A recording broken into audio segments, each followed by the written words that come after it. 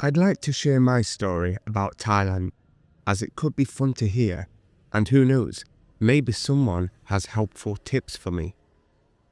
I am in a bit of a situation with a bar girl I met in Thailand, and it's actually crossed my mind if I should take the plunge and marry her.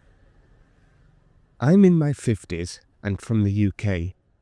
For the past 15 years I've been with a woman and we have a little daughter who means the world to me. I also have an older son from my first marriage. My first time in Thailand was quite a while back, and it was just a short solo trip. I had always wanted to visit the country, I just never got around to it as my friends did not want to travel and I wasn't keen on the idea of solo travelling. But because I was getting on in life, I decided it was now or never, so I booked a flight and off I went. I did a bit of partying in Bangkok and checked out a few places in Krabi. The trip was okay, but I didn't feel any big urge to return. I probably went to the wrong places because it was nothing like I had read and heard about. Around 4 months later, out of nowhere, I got this strong urge to go back.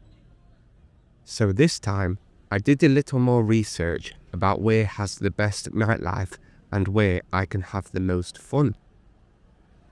I booked another short trip, hitting Chiang Mai first because I wanted to start off relaxed and get my bearings in a new place. After that, I would head to Pattaya and then Bangkok. I did the whole night scene and bar girls thing this trip, but not the whole trip. In Pattaya, I met a woman, let's call her Oi, and I ended up bar finding her. She was different from anyone I'd been with before. Really made me feel special. It was like having a real girlfriend. It was just perfect. But it didn't last long. I was only in Pattaya for 2 days, and I just got the one night with Oi. However, the one day that we got together was really nice. Although I knew it was a paid-for date and no feelings involved, I still enjoyed being with her and the way she was with me. The moment I got back home, I couldn't relax until I had another trip planned. It wasn't about Oi or any other woman.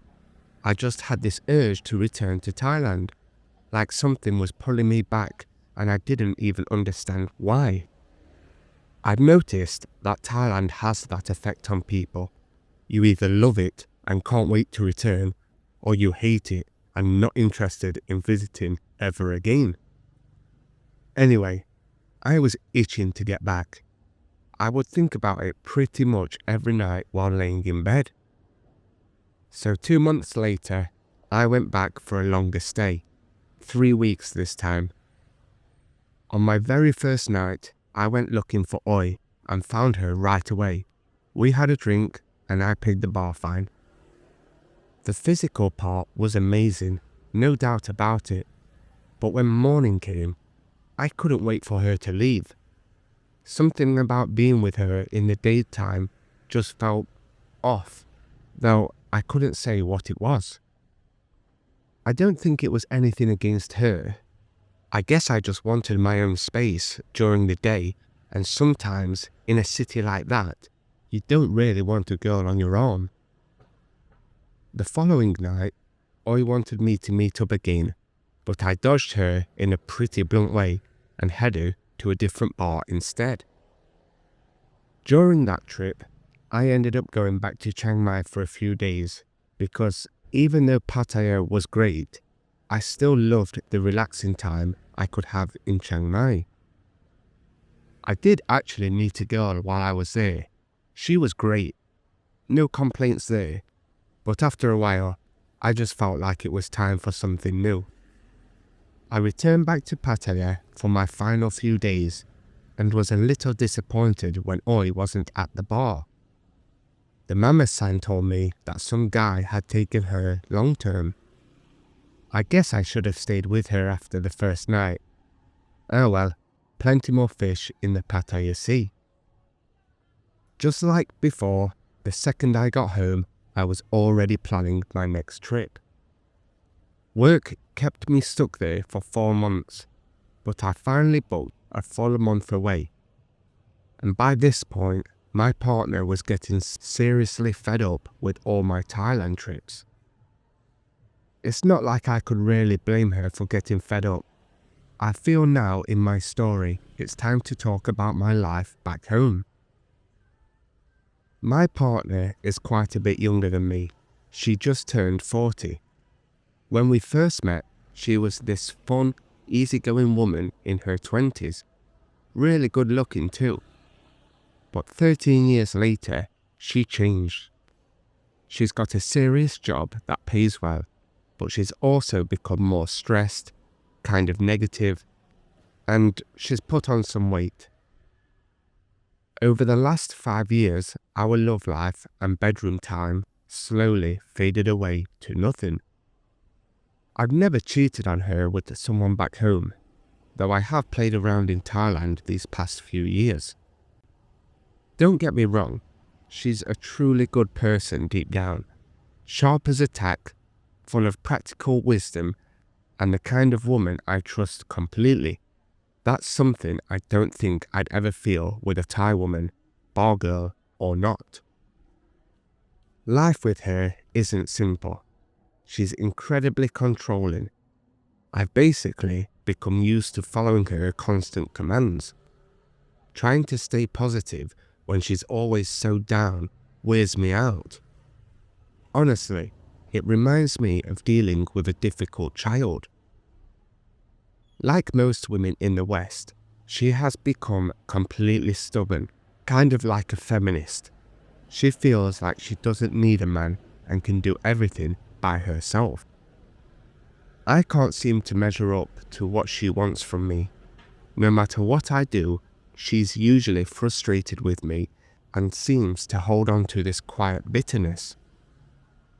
Sure, my frequent Thailand trips add to it, but that's just one piece of the puzzle. There are plenty of other reasons she feels this way about me. As a Western man, I've noticed something about our women. Society pushes them to expect perfection from their partners while also demanding they be perfect at everything themselves. They're supposed to crush it at work, keep an Instagram-worthy home, cook like a chef, and parent like a child psychologist, all while looking completely fabulous. It's no wonder so many homes feel like pressure cookers than peaceful houses. To put it bluntly, my relationship back home at that time was on its last legs, and I think we both knew it was going to end sooner or later. Back to Thailand. On my next trip there, I asked about Oi again at the bar. Same story. Some guy had paid to keep her long term. Something really kept pulling me back to Oi, but I guess she was quite the popular girl with the customers. It didn't slow me down though. Over that month, I found 3 great regular girls that I would often go and see. With each trip to Thailand, I was getting better at working the system and understanding how everything operated. One thing that kept getting repeated by many friends that I met there was just have fun and do not, under no circumstances, catch feelings. If you feel like you are getting feelings even in the slightest, move on and do not return to that bar. One evening, I spotted Oi in a bar, sitting with her customer. As she passed my table after going to the bathroom, I stopped her to say I still felt bad about how I'd brushed her off last time. No problem, she said, with a shrug and that smile of hers. You on vacation. You want to play butterfly? Try different girls. When I asked if the guy with her was her boyfriend, she just gave me a smirk and said, customer. Not sure if it's wishful thinking or not, but I felt like she wanted to be with me and not him. I felt like she wanted to talk to me but couldn't. And that was the last time I saw her that trip. Leaving Thailand that time hit me harder than usual. Those 3 women had made my month unforgettable, and coming home felt like stepping back into grey reality. My partner's resentment was clear from the moment I walked in. Another long trip meant another round of complaining about everything, nitpicking, and constantly doing things wrong. I think part of me loved Thailand because the country is amazing, and another part of me loved Thailand because it gave me a chance to be away from the reality of my partner. Me and my partner tried counselling to smooth things over, and it did take the edge off. Even when she snapped at me, I bit my tongue instead of firing back, so we never had full-blown fights. And through it all, our daughter stayed her sunny self, thriving in school, completely unaware of the tension. I must admit, I think at that point my feelings for my partner had completely dwindled, and my only concern was my daughter. If she is happy and doing good, then I can put myself through the hell of being with my partner. 3 months later, I was back in Thailand for another month-long trip. I tried tracking down my 3 regular girls, but they scattered like leaves in the wind. One had moved back to Isan, and another was working in a different bar in Bangkok. It left me feeling pretty disappointed because I had a great time with these girls previously. As a last resort, I stopped by Oi's bar, only to hear the same old story, bar find long term. A few nights later, I went back to the same bar, not really expecting much, just hoping to find someone new. And then I spotted Oi. 10 minutes after locking eyes with each other, we were out of the door. And what followed felt like some crazy movie. Bar hopping through Pattaya's many soys, then suddenly road tripping to Isan, flying to Bangkok, relaxing on Koh Chang's beaches, and we even took a short trip to Cambodia. For 3 straight weeks, we were glued together. No breaks, no boredom, the kind of connection where even grocery runs feel like adventures. She had this way of making everything fun, whether we were deep in conversation or just people watching. And the way her eyes lit up, I knew she meant it when she said she was happy too. This wasn't girlfriend stuff. This was real. I know many guys have felt like this before, but I'm being serious. This was the real thing. Coming home wrecked me. Work usually distracted me, but this time I had nothing to do but feel it. Oi and I called a couple of times a week. She told me about her days and her customers. I didn't love hearing about it, but I'd rather that than her lying about not seeing anyone. Jealousy wasn't my problem. I just wanted things real between us. I knew what her job was.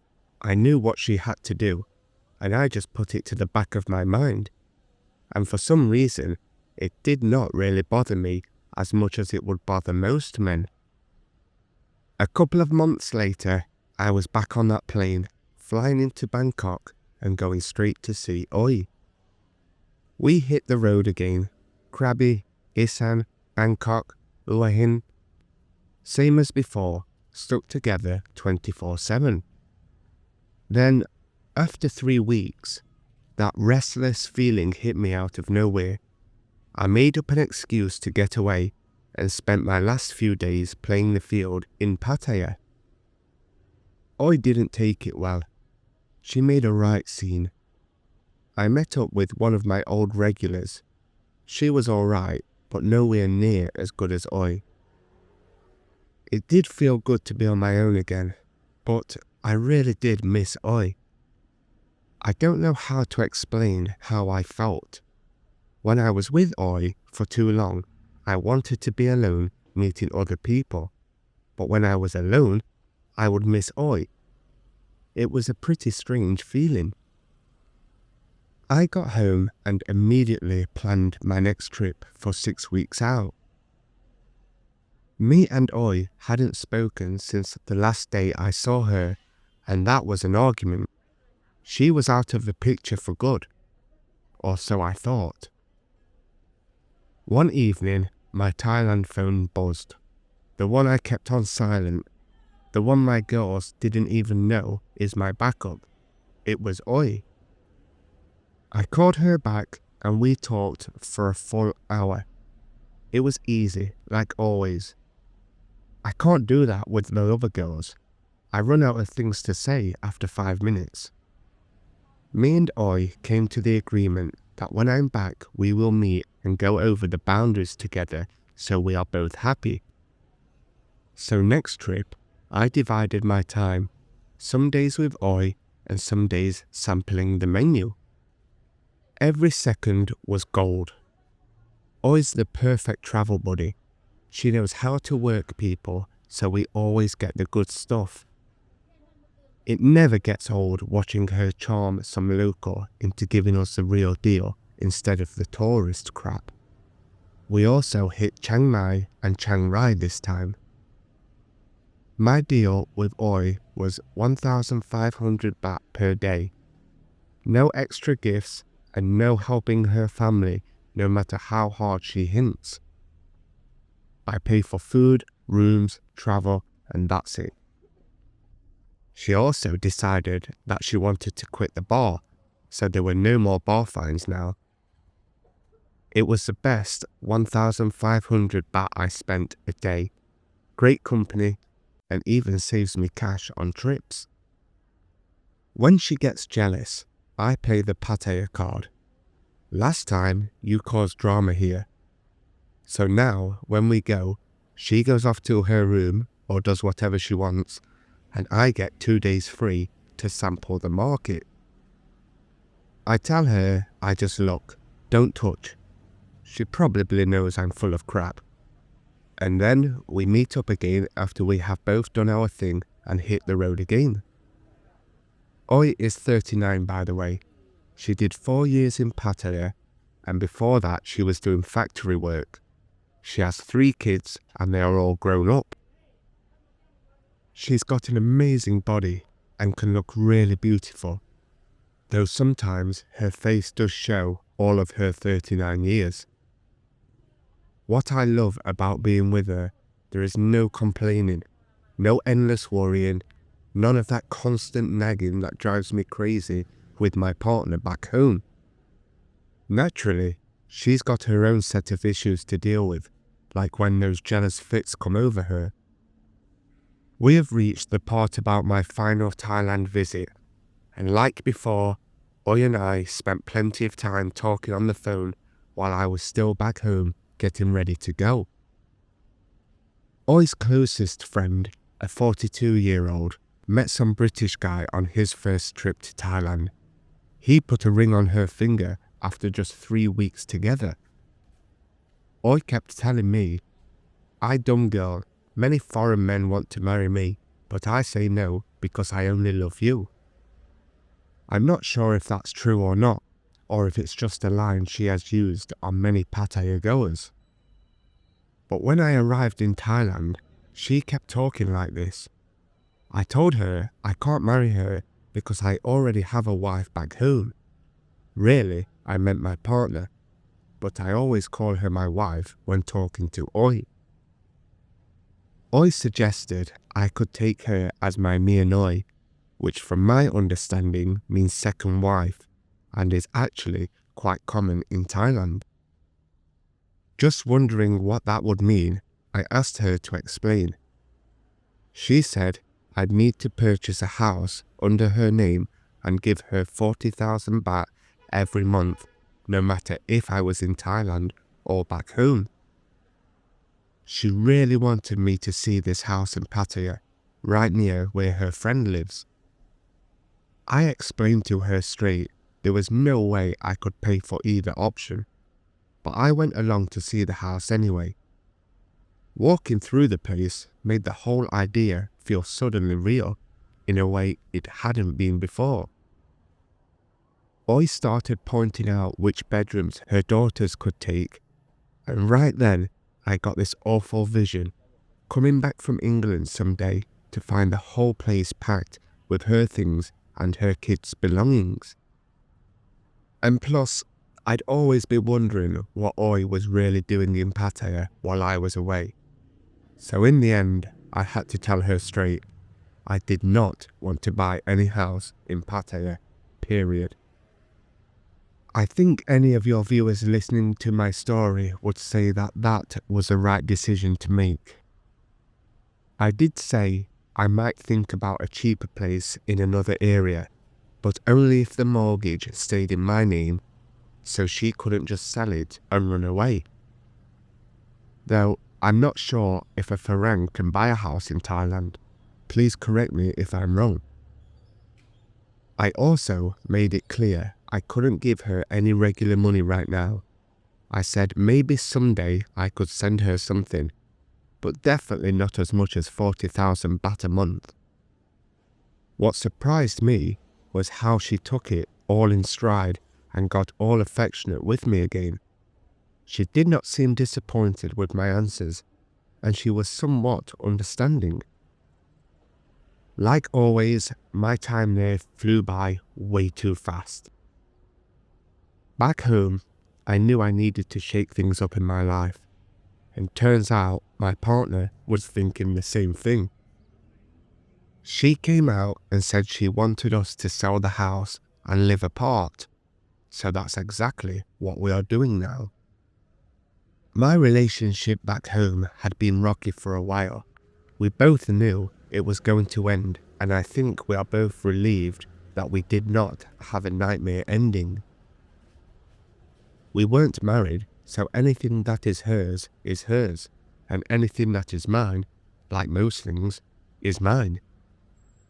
Now I've got more freedom than I've had in years. After raising my son as a single father since he was 4, I've spent 21 straight years juggling parenting and making a living without any real break. That's a big part of why Thailand feels so good to me. No responsibilities, just women looking after my needs for a change. I still like working back in England now. The perfect setup for me would be splitting my time half and half between both countries, while making sure I see plenty of my daughter during my UK stays. I'm aware Thailand comes with its share of headaches for foreigners who settle there long term. So far, I've dodged all that by sticking to the visa exemption, never buying property, and just being a tourist who enjoys the bar scene. England's got its own problems too. While it's still more honest and follows rules better than Thailand, things are going downhill fast back home. People in England don't look out for each other like they used to. These days, everyone bends the rules when nobody's watching and couldn't care less who it affects. Government workers in the UK might not take bribes like they do in Thailand, but they sure enjoy making life difficult for you. Nothing makes them happier than digging up some obscure rule that stops you from doing what you want with your own place. In Thailand, at least you know they might just want some cash under the table. But here, no chance. They get their kicks from throwing the book at you over every little thing. Nearly every Brit could live comfortably by Thai measures. We've just had to cut back on all the overpriced junk we used to splurge on during the boom years, and now we moan about being poor. So with all of that, I have a few ideas that I have been tossing around in my head for a while now. Number 1. Should I buy property in Thailand? And to me, I shouldn't right now. I still enjoy moving around too much. Decent hotels don't cost much, and I haven't picked a location that I would like to settle in. When I'm ready, I may just build a new place in some cheaper area, and once my house in the UK sells, I'll have more than enough cash to make that happen. Number 2. Should I start a business or look for work in Thailand? Running a bar doesn't interest me, and real estate works completely different than back home. I've seen plenty of foreigners see their business dreams crash and burn in Thailand. I've got enough to get by without working. Maybe just living simply in Thailand makes most sense, especially while I can still earn money working half the year in England. Taking some local job would likely mean more stress for little pay. I know a lot of jobs in Thailand are for Thai people only, and foreigners are not allowed to do them. I think my line of work would fall under that category. Number 3. Should I find a wife or long-term girlfriend there? For my next trip, I'll probably split the time between Oi and seeing other women, then maybe pick one to settle with afterward. You've got to choose someone eventually. Thai women won't put up with a man who keeps jumping around, whether she's some high society type, office worker, or former bar girl. That part stays the same across the board. Number 4. Do I marry Oi? She's an angel, I already know that, and truth be told, she'd probably make a pretty good wife in a lot of ways. I do really like Oi, she's perfect in every way, but as many men may agree with me, it's easy to get bored with the same woman in Thailand. I'd hate to marry her and then 3 months down the line realise I want out of it. That wouldn't be fair on her, and I have a lot of respect for her. She also comes from a poor background, and from our earlier conversations about wanting me to give her money every month, I feel I would turn into a human ATM for her sooner or later. Oi has grown used to making good money, and her family's used to getting a cut of it. But I've got no interest in shelling out anywhere close to 40,000 baht month after month. And as shallow as this sounds, her looks won't last forever, and she's heading into her 40s.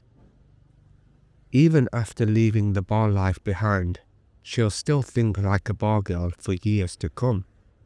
And who's to say she won't sneak back into that world while I'm not around? She'll still have her jealous fits, even if I never step out on her. And the last idea is bringing a Thai woman back to the UK. This idea sounds nice to me. Having someone there to look after me and take care of me after I finish work and all that. But to get her a visa, I'd likely have to marry her, and that in itself is a gamble.